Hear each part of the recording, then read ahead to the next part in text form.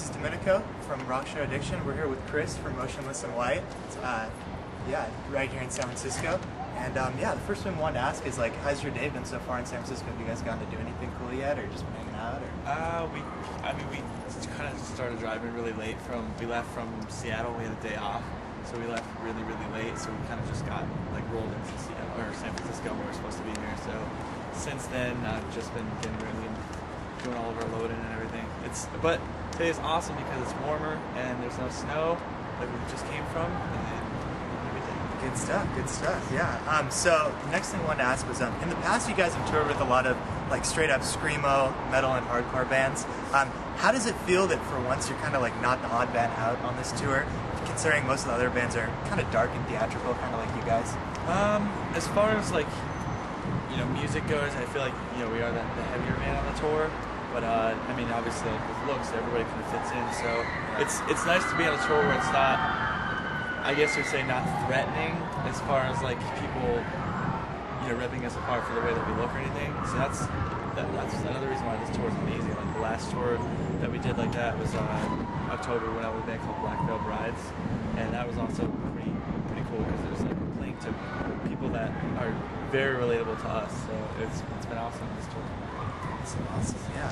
Okay, well the next thing we were wondering too, kind of switching gears a little bit, do you guys have any dream tour mates, bands or producers that you'd really like to work with in the future? It's kind of two parts. So dream tour, dream producer. Dream tour, dream producer. Dream tour. Could it be with bands that are anyone, anything, even if they're not, even if they're broke out. It would be us, Bleeding Through, It Dies Today, Himsa, and 18 Visions. Oh, awesome. That was two of my favorites on there. Really? Seattle, so Himsa is definitely. Yes. John Pettibone is king. Okay, awesome. Okay, well next we wanted to know, so on your most recent album, Creatures, you cover a lot of different genres pretty seamlessly. And kind of what is your secret for taking all those different influences and combining them into one consistent whole? I guess not being afraid to. A lot of bands are too worried about, we can't sound like this, or we have to stick to this certain mold, and we're just fuck that. We take what we're influenced by and put it in songs without caring about it. And I think I wouldn't necessarily say our secret or even a formula. It's just kind of something that we do. Works out. I have a lot of different influences as far as music and lyrics and singing and all that kind of stuff. And I just do it. I don't think about it. Just do it because that's what I like. And that's the music I want to make. Right on.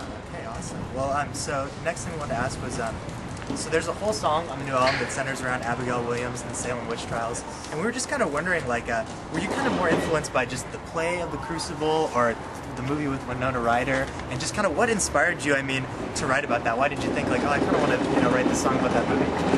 Actually, probably because, of course, it's actually the sound of somebody dragging a bag of bones. Yeah, a bunch of witches doing that right now. It's so sidetracked. Anyway, got a few seconds here. It was kind of just came about because when I was in school, we read The Crucible, and then we watched the movie after. So it was a double dose of the Crucible, and both the book and the movie.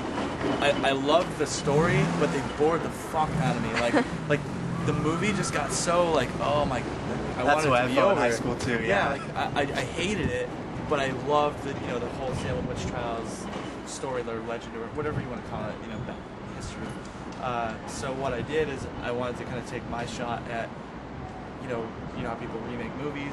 I wanted to remake my own version of The Crucible, write it in my way. I didn't really do anything that's really that different than The Crucible, except for just put it in heavy music and give it some fucking energy and give it some aggression. And I think that's I like the way it came out, but definitely. Yeah. I just wanted to do something that I liked, but try to make it better and more interesting and more appealing. I guess it kind of worked because kids that are reading it in school are telling me I'm reading The Crucible now, and I showed my teacher your song, and they gave me extra points on my tests or whatever. That's so I'm cool, yeah. Awesome. So it worked out. That's awesome. Yeah, okay, so next, in another line on your album, you reference How Soon Is Now by the Smiths, and kind of sing that line in the chorus. So we just kind of had to ask you, Smiths or The Cure, Robert Smith or Morrissey? Oh man. Such a hard decision. I'm definitely going to go with Morrissey and Smiths. That's I can't really elaborate on why in just a few words, but I mean, the Smiths and Morrissey are, you know, everything to me, and everything that is my lyrical influence, or, you know, that defines the person that I am, and that their music is just above the cure for me. There's actually not many people realize it, but that chorus not only has "How Soon Is Now" lyrics, but also from the Smiths song "Asleep" and from the Morrissey song "You Have Killed Me." Oh wow, yeah. There's three Smiths and Morrissey lines in one chorus. Yeah. Did you kind of worry about people thinking like, oh, he's just taking those lyrics from Morrissey? Like, why is he doing that? Yeah, I feel like the more like diehard fans of Morrissey that wouldn't like our band, if they heard it, they'd be like, oh, what the fuck, you know, how dare he did that? But I know that like people like me who, you know, really like Morrissey and were influenced by him would hear it and kind of be like, oh, that's awesome, you know, like somebody is, you know, showing that he's influenced by, you know, someone that's a good person to be influenced by. For sure. Yeah. Okay, so now a couple of kind of funny questions. So what is your opinion on this whole kind of Jonny Craig Macbook scandal? Can you say anything about it? I don't know anything about it because I fucking hate Jonny Craig and everything that has to do with him or whatever. Like, I don't know anything about the dude, and I'm not going to talk about it because I'm going to give him more attention than he doesn't fucking deserve. Definitely. Very true. Very true. Good answer. I think people like that people look up to should be fucking shot. He should not be looked up to at all. No, And definitely not. people look up to that dude like he's fucking god, and I just don't get it. Like, No. I don't know what happened to music where people look up to people who are, you know, Treated I don't know badly. the dude. I never met him. I don't want to, but just the things that I've heard and seen, I don't know why people would look up to somebody like him versus somebody that actually has something to say that's meaningful. And that's Definitely. fucking Great Yeah. answer. Yeah. Great answer. What's your favorite fast food place to stop on tour? That's too hard to narrow down because East Coast and West Coast are so different. Well, we're on the West Coast. What's a cool East Coast place you might not know about then? East Coast, Sheets. It's a gas station, but they have like touchscreen things where you can order whatever. Like, you pick something and they have it. I think the only thing they don't have is pasta, chicken wings, and Chinese food. That's about the only things that they don't have, and then everything else is amazing. So we got to get a petition for the chicken. Oh, wings then. you need it. Yeah, Chicken you need wings Sheets and at the Sheets. West Coast. Okay, I like definitely. In-N-Out though on the West Coast. Oh, awesome. Okay, yeah. So what's a current trend in music that you wish would die? Black Veil Brides. Just kidding. I don't know. I guess just this whole. I don't know how to say it. Like, for the person that I am, like, you know, I preach acceptance and open-mindedness. So I feel like, for as much as I disagree with things, I respect it. So I can't really, like, you know, say anything that I wish would die. And what's one that you One like that to respect? irritates me. Yeah. There's a lot. I think, you know, the fact that people. I'm just gonna say it. The Christian band thing just fucking gets to me so bad because I don't care if people are Christian. It doesn't bother me at all. Worship whatever you want. Totally fine with that. I'm not a Satanist. I don't fucking worship anything. I have no room for religion or anything like that in my life. And people who take Christian bands so far to the point where they won't listen to our band because they think that we worship Satan or whatever, it fucking, like, I laugh. I do, like, it's become like a hilarious joke to me when I see kids that are like, fuck that band, he's, you know, like, I have a song where I stand up for people that are truly Christians. Like, I have a song that's saying hi, like, you know, if you're a true Christian, then here, I'm standing up for you and saying fuck you to all these people that are using your God to make money. And then those kids still won't listen to our band because I wear fucking makeup and draw my eyebrows on or something. So, yeah, I hate that trend for sure. And that's just like a real tragedy, and that's a bummer. But so kind of going off that, just talking about dark music in general.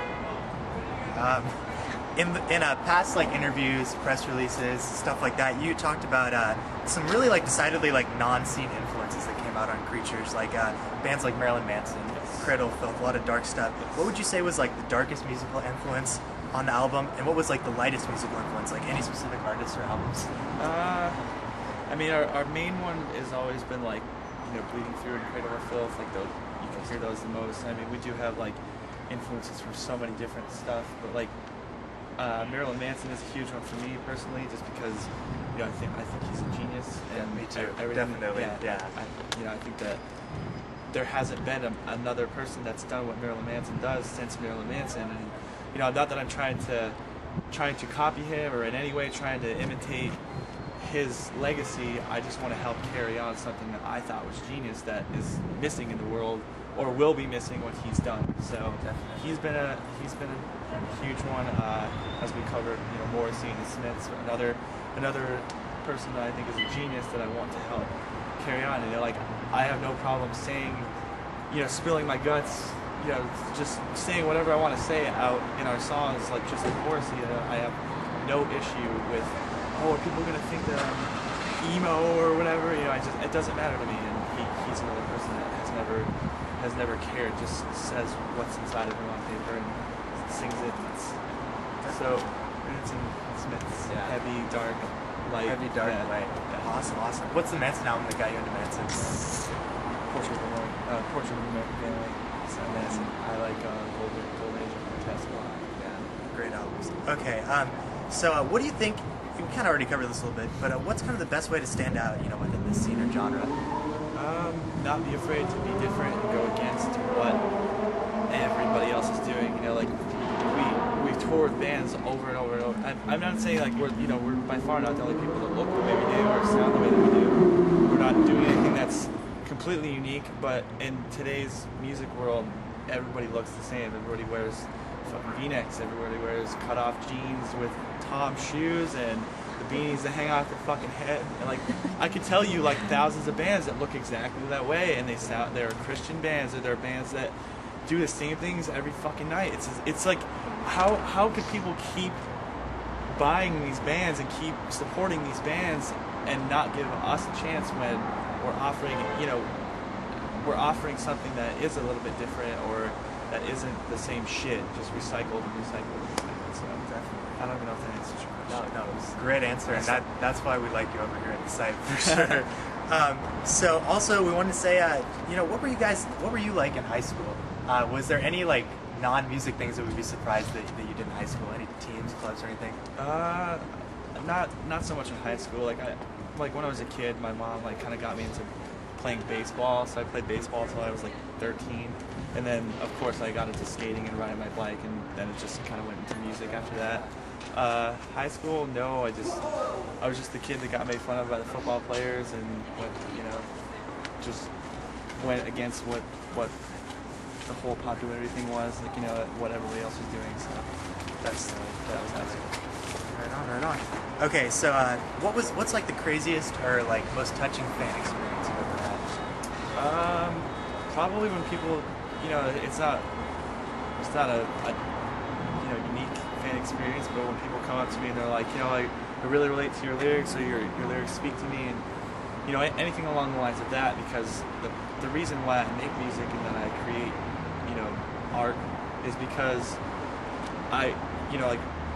bands like the Smiths or Bleeding Through, or the bands that have really shaped me as a person and spoke to me, I want to do that for somebody else. I want somebody to see me and be like, wow, that person changed my life, and just like a band has changed my life, which is another reason why I fucking can't grasp why people will listen to Jonny Craig's music and be like, oh, man, Jonny Craig really changed my life. I relate to this so much. No, you don't, because I guess if you fuck groupies and do drugs and all that shit and you're a piece of shit, then you can relate. But I know that everyone in the world goes through the shit that I've gone through, whether it's you're picked apart for looking the way you do, or whether it's you've gone through a really hard time in your life with family or a relationship or something. You've been through that, and don't fucking bullshit me and tell me that you haven't. And I write about that stuff, and to hear a fan acknowledge that is the best thing for me, to know that I'm being heard for what I'm saying.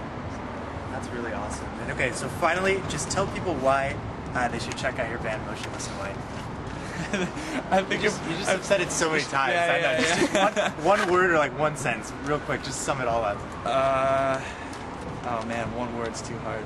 Maybe one word. Maybe one sentence. I guess just because we're not something that you've heard. If you listen to, it doesn't really matter what kind of music you listen to.